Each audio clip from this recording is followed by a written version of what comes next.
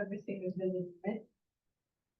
Okay, so hi everyone. I'm Anna Jouravel, and I'm joined today by my colleague Piroska Lendvai, so it's two of us representing our project. Our paper, titled Assessing Automatic Sentence Segmentation in Medieval Slavic Texts, is actually part of the broader QuantiSlav project between the University of Freiburg and the Bavarian Academy of Sciences in Germany. And it seeks to apply quantitative methods in Slavic study. So one of our primary goals is to equip Slavicists, particularly those who work in medieval Slavic languages and literatures, with hands-on skills and develop an automated workflow for various subtasks in order to effectively data localize Slavic medieval written writing. For this, several key tasks need to be addressed. So firstly, it's essential to clean up the handwritten text recognition data. We need reasonably clean data to make valid statements about the frequency or development of certain linguistic phenomena. And the challenge here is that for Slavic, there is not much labeled or annotated data at all.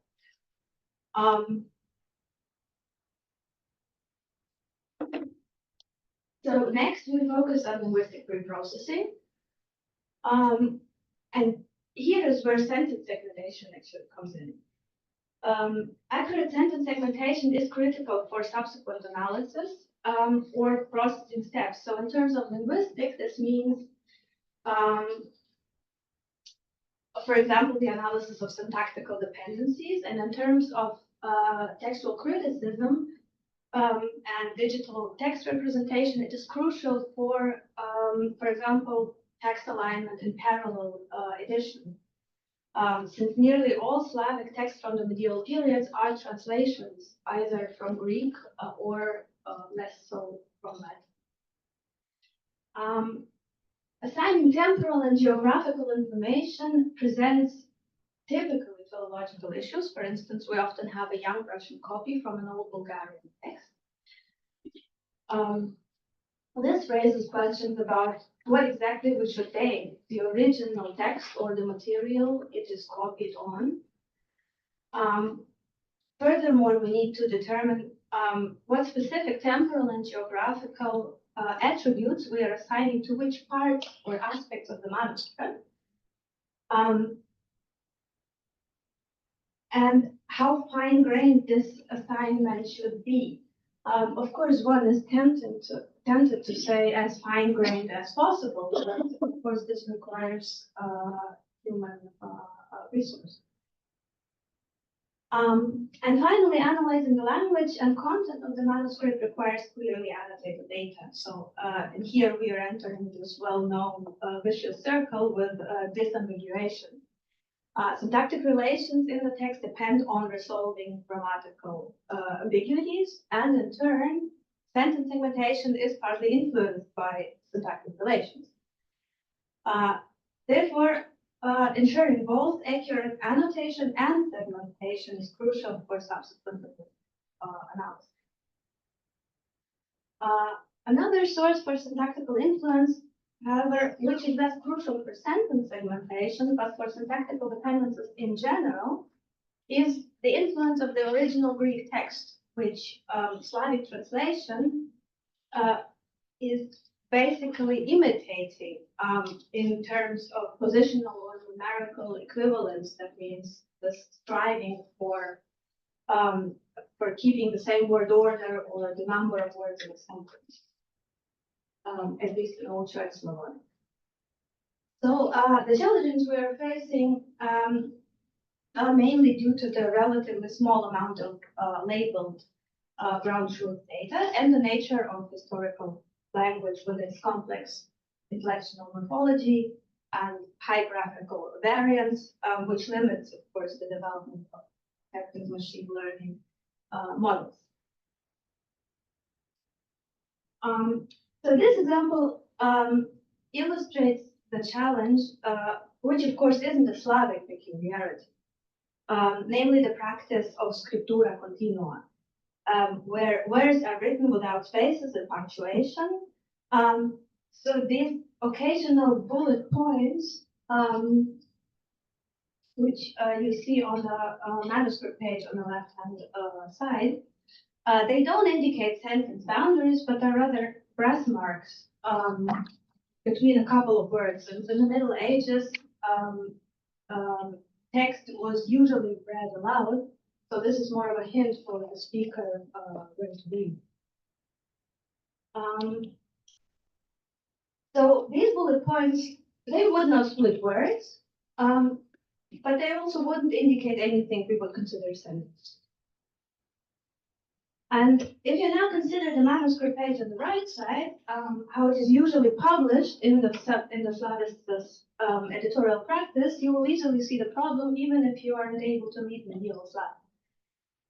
What you can see is that words are separated by the modern editors, but sentences are not.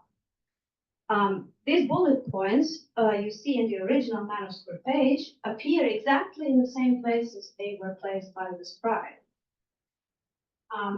So this goes back to the practice of diplomatic editing, in which the text is modeled as closely as possible on the appearance of the manuscript, and the role of the editor is solely to present the text and not to interfere in any other way.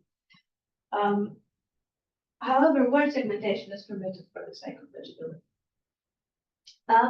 Anyway, since word segmentation is provided in the edition, which form our ground truth, we are able to train it, while sentence segmentation has no pattern a model can learn, at least not from our editions and not on the usual basis of punctuation. So for the preparation of ground truth data, sentence segmentation has to be carried out manually, and there is no scholarly edition one can rely on. However, it was done by the creators of the benchmark ground truth, albeit they themselves admit on their documentation page that their approach to sentence segmentation was quite impressionistic. As a result, the models partly separate sentences based on their proposals and partly on universal dependence, which again presuppose disambiguation. But despite all this, various models already exist for different Slavic varieties, which is already good. And in our previous work, we've applied domain adaptation and fine-tuning to words using 6 data sets spanning 3 historical periods and 2 regions. As our main goal initially was to test birds' classification abilities. That means assigning a text to a region or a time. And here, for sentence segmentation, we used only the stanza segmenter, which presumably to the text's varied origins and time and place, created suboptimal sentence boundaries. However, sentences that were misclassified by word often appeared syntactically and semantically less well-formed. So we decided to test whether an improved segmentation yields better classification results. And for our test, we used 3 data sets, which include old texts that have been copied into new manuscripts, thus presenting a blend of archaic and more recent linguistic elements. But these innovations mostly concern graphic or orthographical or lexical elements and don't have a major impact on the archaic syntax in these texts. So therefore, our initial assumption was that the tools would make no difference between these texts in terms of sentence segmentation. And we wanted to clarify this. So these texts are the life of Aninus the Wonder Worker from the Codex Suprasiensis, a 10th century Old Church Slavic text from Bulgaria, representing the South Slavic variety. These are the catechetical lectures of Saint Cyril of Jerusalem, an 11th to 12th century Old East Slavic manuscript from Kiev and Rus. And the treatise on leprosy by Methodius of Olympus, a 16th century Old East Slavic copy from Muscovy. And for sentence segmentation, we now use two tools instead of one. The Stanford Stanza tool we used before, and the Prague Charles University's UD-Pipe tool with the language codes CU for Old Church Slavonic and ORV for Old Slavic. And the models were trained on Proel and Torah treebanks for Old Church Slavonic and Old East Slavic, respectively. This Proel corpus is not specifically a corpus for Old Church Slavonic, but it is for several Old Indo-European languages, and Old Church Slavonic is just part of it. While the Storad corpus comprises only Slavic material, from Old Church Slavonic to Old Russian manuscripts. And we carried out the evaluation both manually and with the help of the UD evaluation script. For dataset 1, we used ground truth from the UD tree bank. While for datasets 2 and 3, there is no ground truth, so we manually transcribed the text to create our own. And we evaluated the segmentation outputs using both quantitative and qualitative criteria. And here we present an updated version of the results we initially submitted in our paper. In our paper, we present the evaluation of only 100 segments. So in the meantime, we managed to evaluate additional material, namely approximately 350 ground truth segments for each text. On the one hand, we provide evaluation by calculating precision, recall, and F-score to compare the accuracy of sentence boundaries identified by the tools. But the results of the calculations are only meaningful to a limited extent, because on the other hand, they are based on the qualitative determination of where the sentence boundaries lie, and that's in the determination of what a well-formed sentence is, which isn't that easy, right?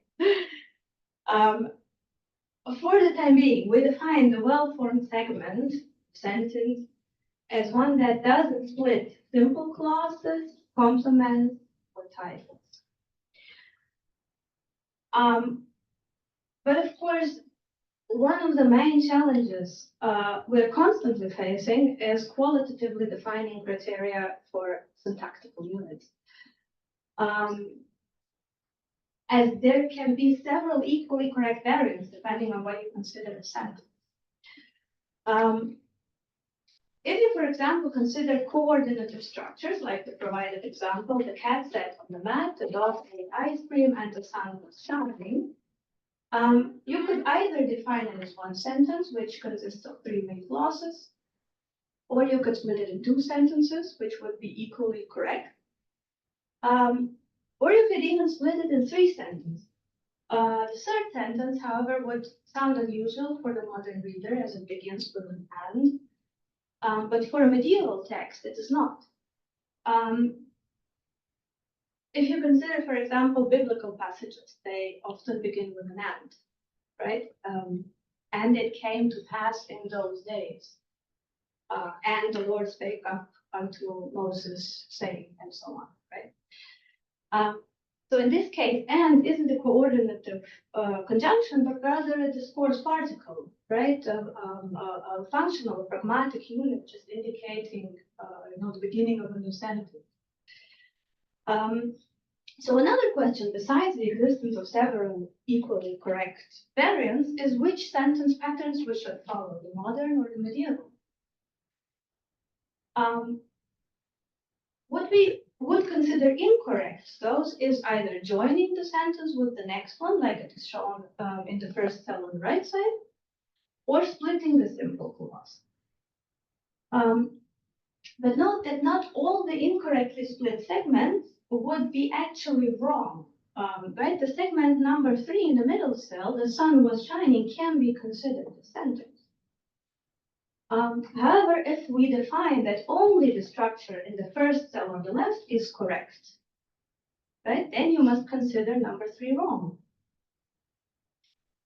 The same goes for the third cell on the right, when you could consider number 1 correct, which is unproblematic.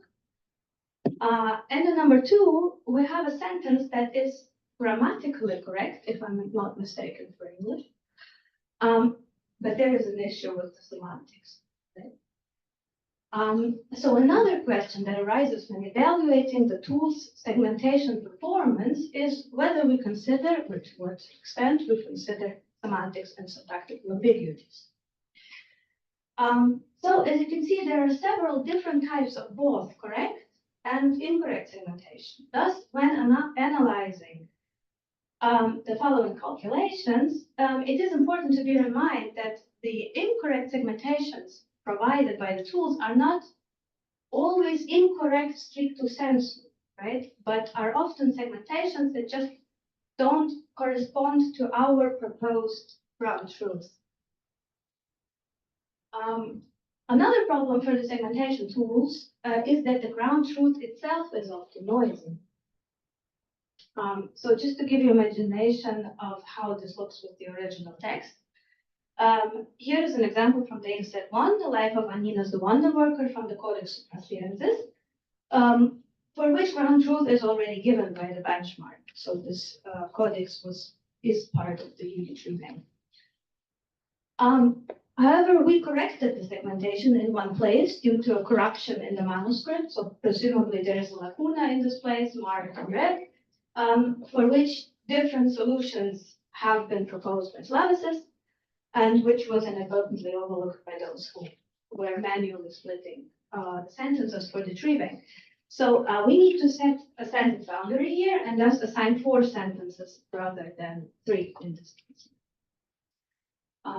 Interestingly, both tools also set a sentence boundary here, albeit not often the correct word. There are also other errors in the ground truth, like incorrect word segmentations, which are marked in green here and are corrected in our ground truth. These go back to incorrectly transferred editorial addenda, which is often the case.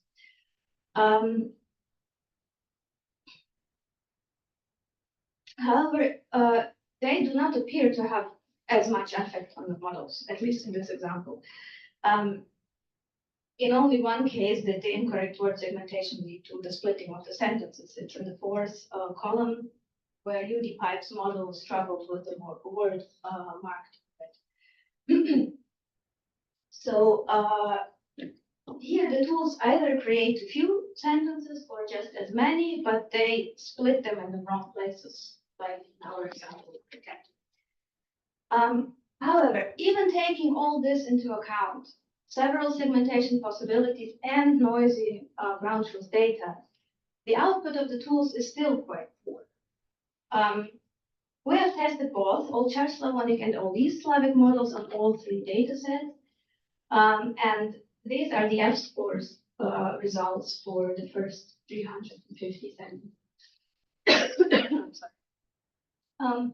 What becomes visible from this admittedly little data is that the results are best on Anninas Old Church Slavonic text, which is part of the UD tree bank. It wasn't part of the training set, though, but part of the test set. The Old East Slavic texts, on the other hand, are unseen material. And what is also remarkable is that both the Old Church Slavonic and the Old East Slavic models are doing better on the text 3 on leprosy, despite the fact that this is a very old text. It is dated to the 10th century, but is only preserved in more recent copies from the 16th century. So it is the old Church Slavonic model that should actually do better here, but it fails completely in the case of stanza. And in the case of UDPI, both the old Church Slavonic and the Old East Slavic models do equally well. So for the time being, we have to conclude from our evaluation that on unseen materials, the two UDPI models seem to work better, but the overall results are still unsatisfactory. And while the latter is in line with the results on the full UD benchmark, the former still has to be tested on and proven on the basis of bigger data. So to conclude, one of the core findings from our research is that automatic sentence segmentation is a crucial pre-processing step for syntactic analysis systems like universal dependencies. These systems rely on correctly identified sentence boundaries to perform parsing or alignment. And to address this need, our future work will focus on amending current tools, for example, by implementing own rule-based scripts. Both tools we used exhibited suboptimal performance on material that was not part of their training data. And in response to this challenge, our future work will, on the one hand, involve the collection and annotation of linguistically more diverse training data. And on the other hand, our evaluation mechanism must also allow for more diverse segmentation options. Significant bottlenecks in our research are, of course, the availability of ground truth data and related to that, human resources. And to overcome this, we plan to focus on implementing semi-automated annotation methods, and additionally, we aim to release our manually segmented data sets, which hopefully can help with further model training. And of course, the 350 sentences we evaluated qualitatively represent only a very small part of the transcribed material available to us. So we will only be able to see how representative this excerpt is after analyzing further text material. As part of the project, we have already published on various aspects of this area, such as possibilities for automating the entire process of transcription and analysis, domain adapting work for classification and attribution, or for labeling diachronic and regional variation. So if you're interested in any of these aspects, the list of publication is, as well as a short project description, is available on our project website. Thank you for your attention. And we welcome any questions or help with the segmentation and with tools we might have overlooked.